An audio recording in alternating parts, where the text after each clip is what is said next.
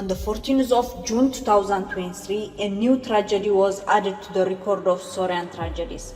On that day, the fishing boat, which started its sailing journey from the shores of the Libyan city Tobruk, heading to the Italian shore for the purpose of asylum.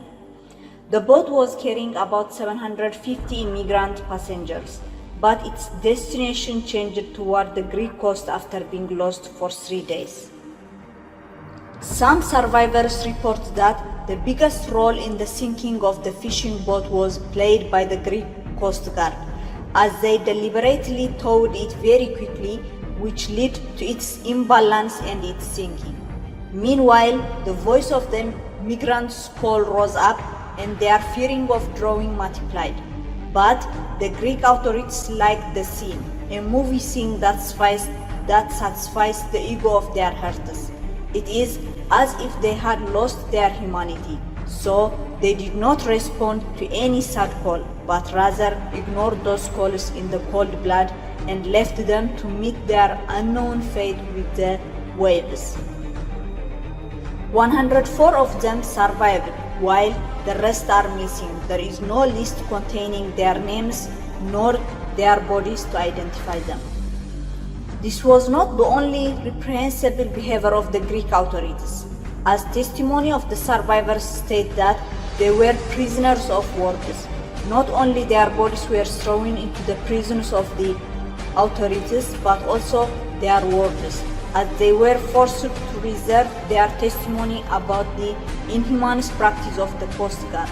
In addition to their psychological suffering, in suppressing their feelings and revealing what happened, illegal methods are using in treating them as refugees.